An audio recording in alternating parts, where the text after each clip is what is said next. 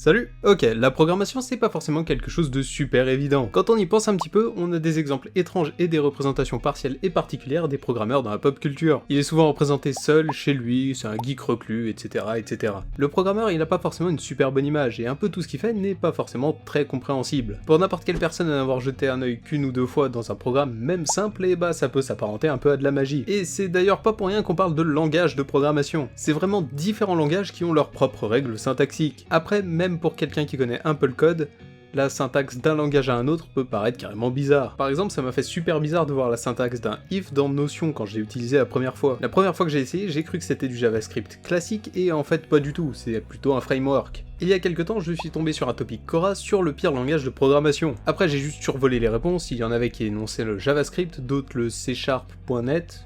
Bon, je sais pas comment ça se prononce, mais en gros ça doit être du C# dans un environnement assez particulier de Microsoft. Après il y avait aussi 2-3 autres réponses, mais bon. Ils ont tous leur raison de penser que c'est le pire langage pour chacun d'entre eux. Mais en vrai il y a quand même une réponse qui m'a vraiment bien plu. Un mauvais langage, c'est selon moi un langage que l'on utilise dans le mauvais cas de figure. Et je dois admettre qu'en fait je suis carrément d'accord avec ça. Après tout, je vais pas utiliser du C pour tenter de coder une page web. L'objectif du C va être tout autre. Par exemple, on l'utilise principalement pour communiquer avec des microcontrôleurs, comme pour Arduino par exemple. Et à l'inverse, je vais pas utiliser du PHP pour tenter de communiquer avec mon Arduino. Ce sera pas du tout adapté, il est pas du tout fait pour ça. Bref, en voyant tout ça, j'ai eu envie de me lancer à la recherche de langages nuls, débiles ou totalement inutiles. Alors je sais, c'est pas très glorieux, mais franchement ça me faisait un peu marrer. C'est pour ça qu'aujourd'hui on va parler d'un langage très particulier, le whitespace. C'est un langage assez étrange puisqu'en vrai, tu t'en serviras absolument jamais. C'est pas du tout un langage comme le C, le C#, le PHP ou tout autre langage un peu plus traditionnel. Ce langage de programmation, c'est tout simplement une blague. Il n'est en aucun cas designé pour être utile ou efficace, il faut juste le voir comme quelque chose qui existe.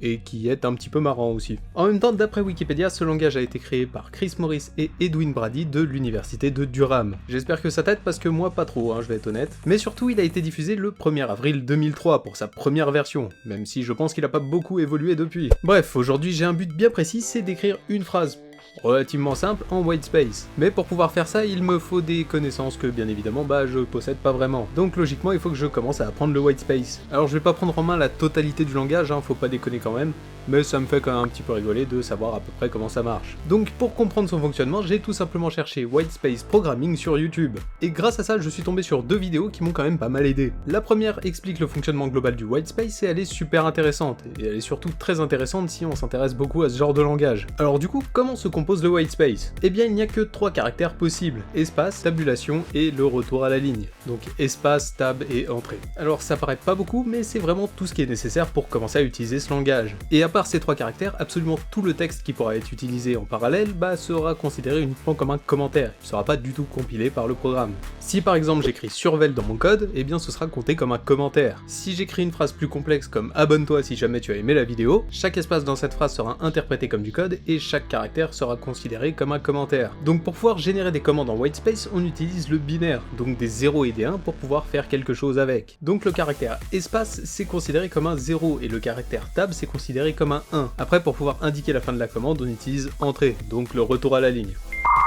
Enfin, je crois que ça marche comme ça. Chaque ligne va en quelque sorte correspondre à une indication pour le processeur. Si jamais tu connais, c'est exactement le même principe pour le langage assembleur. Mais la vraie particularité dans notre cas, c'est que c'est super bizarre d'avoir un fichier qui paraît totalement vide quand tu commences à coder. Chacune de ces instructions se compose avec un début de ligne qui va définir un type d'action. Si ça se passe dans la pile, dans le tas, etc.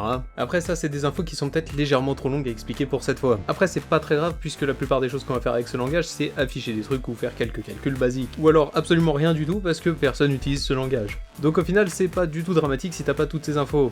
D'ailleurs je les ai pas toutes moi-même, alors bon, on s'en fout. Dans la seconde vidéo, il y a quelque chose qui m'a vraiment bien marqué. Bon, Throttle One explique aussi le fonctionnement global du whitespace, mais ce qui m'a principalement marqué, c'est un exemple donné dans la vidéo directement. À partir de 3 minutes 35 environ, il donne un programme qui permet d'écrire un texte simple. Donc c'est juste parfait pour moi, je vais pouvoir totalement m'inspirer de son travail. Bon, là on se pose, je fais un petit peu le bilan de mes conneries, et honnêtement, je sais pas du tout si je dois être fier de moi ou pas. Alors, j'ai quand même réussi à faire ce que je voulais, mais non seulement j'ai choisi une méthode très simple pour le faire, et en plus coder en whitespace, sérieusement? J'ai mis beaucoup trop de temps à écrire un truc simple. Et ça fait de moi un idiot fini, parce que non seulement c'est loin d'être obligatoire, et en plus personne n'en a rien à foutre. Du coup, voici mon code.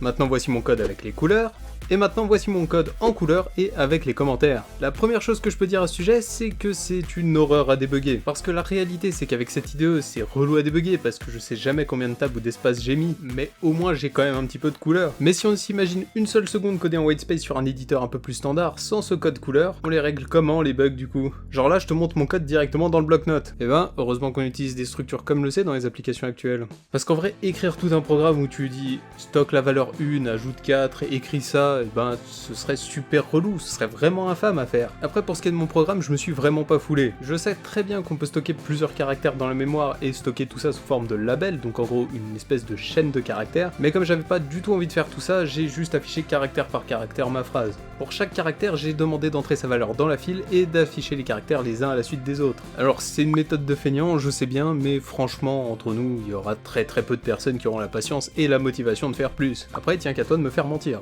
Alors du coup, pour rentrer des caractères, comment on fait? Parce que pour rappel, chaque lettre est considérée comme un commentaire, alors comment est-ce que je lui fais comprendre que je veux par exemple afficher un A? Et bien ça, on va pouvoir tout simplement le faire grâce à la table ASCII. C'est une table qui répertorie 128 caractères du clavier sous forme de valeurs allant de 0 à 127. Et dans cette table, on aura par exemple le A majuscule qui sera égal à 65 en décimale. Bon alors c'est bien beau d'avoir les valeurs décimales, mais comment est-ce qu'on lui renseigne les valeurs en whitespace? Et ben on va faire tout ça grâce au binaire. Pour écrire chaque lettre, je suis tout simplement allé chercher un convertisseur décimal binaire et je lui ai tout simplement renseigné chaque valeur dedans. Après pour pouvoir les écrire en whitespace, il faut juste se rappeler que le espace c'est un 0 et que le tab c'est un 1. Comme ça j'aurai juste à reproduire les 1 et les 0 avec cette méthode. Pour commencer, j'indique ma fonction push. Ensuite j'écris ma valeur, ici tab, ensuite 5 espaces et tab une dernière fois pour renseigner la valeur A majuscule. Comme ça on aura 1, puis 5 0, puis encore un 1. Ensuite je fais un saut de ligne pour indiquer la fin de l'instruction et maintenant il ne me reste plus qu'à demander d'afficher ce caractère. Pour ça j'écris un tab, je fais un saut de ligne et je mets 2 espaces. Jusque là facile. Pour écrire une deuxième lettre, je fais exactement la même chose. Instruction push, je mets 2 espaces sans sauter de ligne et ensuite je rentre ma valeur positive car c'est toujours du ASCII. Et après c'est toujours pareil mais c'est tout simplement avec d'autres valeurs pour faire correspondre à ma phrase.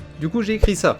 Donc à toi de voir si tu veux t'abonner ou pas. Après tu peux aussi juste lâcher un pouce en l'air, ça me dérange pas non plus. Je t'en serais d'ailleurs quand même très reconnaissant. Bref, plus globalement je trouve ça quand même assez rigolo de voir qu'il existe un débat autour du pire langage de programmation. Même si personnellement quand je les trouve horribles c'est que j'ai rien compris à leur utilisation ou que la personne qui était censée me l'enseigner n'a pas été spécialement pédagogue. Et tout ça on peut dire que ça vient vraiment de mon expérience personnelle et pas du tout d'une considération technique. Mais au final je reste quand même parfaitement d'accord avec la citation du début. Un mauvais langage c'est tout simplement celui qui est utilisé dans le mauvais cadre. Bon, si jamais tu veux voir d'autres vidéos comme celle-là, tu peux me le dire en commentaire. Si jamais tu veux soutenir mon travail, tu sais déjà ce que tu dois faire.